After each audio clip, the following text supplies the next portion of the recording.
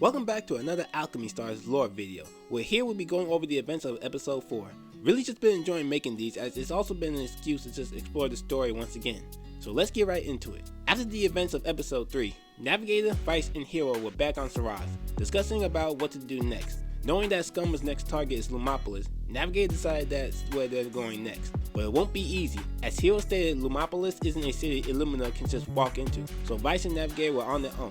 Luckily, Vice used to be a student in Lumopolis and was classmates with the now captain of the Lumopolis Guardians, Carlene. As I just stated before, Carlene is the captain of the Lumopolis Guardians, but not only that, she's also the daughter of the ruler of Lumopolis, hence why she tends to put a lot of responsibility on her shoulders. Her goal is to take over as ruler of Lumopolis and change it for the better, where there's no discrimination between nobles and commoners, and all its citizens will be equally protected, hence why she's done things like study in Northland under the Queen. Having discussed their plan, Navigator and Vice makes their way to Lumopolis, while Saraz flies above. Navigator and Vice, as she wears a disguise, goes to the checkpoint, and after an encounter with an on-duty soldier, we finally meet Carlene, as well as her knight commanders, Gabriel, Raphael, Uriel, and Michael, the 4 angels. Gabriel is the leader of the angels, taking on the responsibility like coordinating with collision forces and maintaining public order in Lumopolis. She was also the captain of the Guardians before Carlene took over. Raphael plays the role of ambassador, who also performs medical activities and medical research, though I'm sure folks become reluctant to get treatment from her, seeing how she likes to do it through missiles. Uriel is something of a special existence. Also, she's said to have the lower performance compared to her fellow angels. She's still powerful in her own with her ring of fire, which she also used to help put out fires as she's able to absorb them. Finally, there's Michael, a user of Thunder Luminatics. Her power was too strong for her body to handle, rendering it practically being torn to shreds. However, with the help of her uncle and Raphael, she was sent to Illumina where they were able to get her fixed, giving her swords that helps in controlling her power. After their initial meeting, Carlene sent the other commanders off as she talked with Vice and Navigator, discussing how Scumma had their sights on Lumopolis to steal the think tank module they have. Yet Carlene arrogantly believed Lumopolis to be impenetrable. That's when a soldier suddenly appeared and informed Carlene that a raid had started in Lower Lumopolis.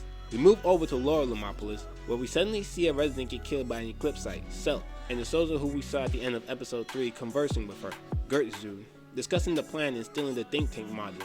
Celt will cause a distraction with the other eclipsite, while Gertrude sneaks in and steals it. Meanwhile, Carlene starts making plans in order to resolve the situation. As Carlene ordered Raphael to investigate the east area where the attacks are occurring, she went over to the west area followed by Vice and Navigator. While encountering more eclipsites, Vice revealed that although Lumopolis takes pride in never falling to enemies, it only holds true for Uptown where the nobles are.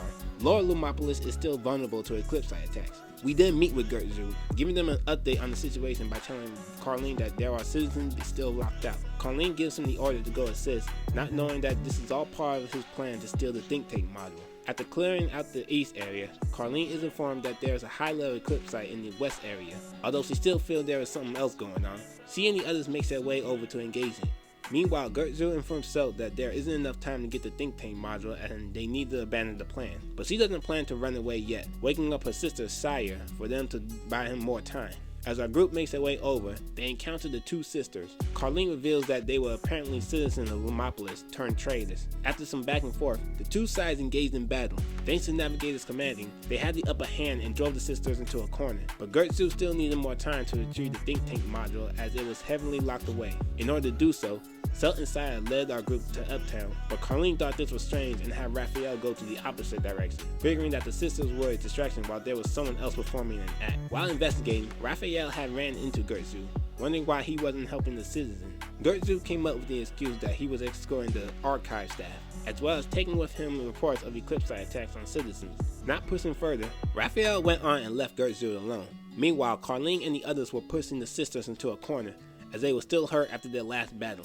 Celt communicating with the mysterious one, asking for help in defeating their enemies, in which she replied, did they want to defeat their enemies or survive? Afterwards, our group soon catches up to the sisters, but before Carlene can get any answers out of them, the 2 of them suddenly emerge as one, becoming some horrific monster now known as Boredom, as we get ready to fight them. Finally, after defeating them, Boredom begged to be put down as they were in agonizing pain, but not before mentioning that their plan succeeded, saying that they'll turn into a dandelion and fly away. We then hear an explosion occur as Raphael stated it came from the archives. When heading over to the scene, it was already too late. Gertrude was already long gone, taking the think tank module with him, a huge loss on our end. Carlene decided to go back to Uptown to report about the situation, while Navigator and Vice would go back to Illumina to discuss what to do next.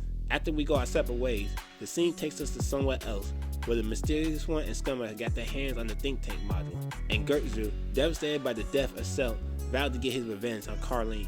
Episode 4 clearly was a wild ride in and of itself, exploring a brand new faction and city not related to Illumina, as well as a new character we'll be seeing more often. I said it before in the past video, but Carlene would later on become one of my favorite characters in the game story-wise. But this was only the beginning. Tune in next time for when I go over what Navigator does in episode 5. Until then, may the truth bless you.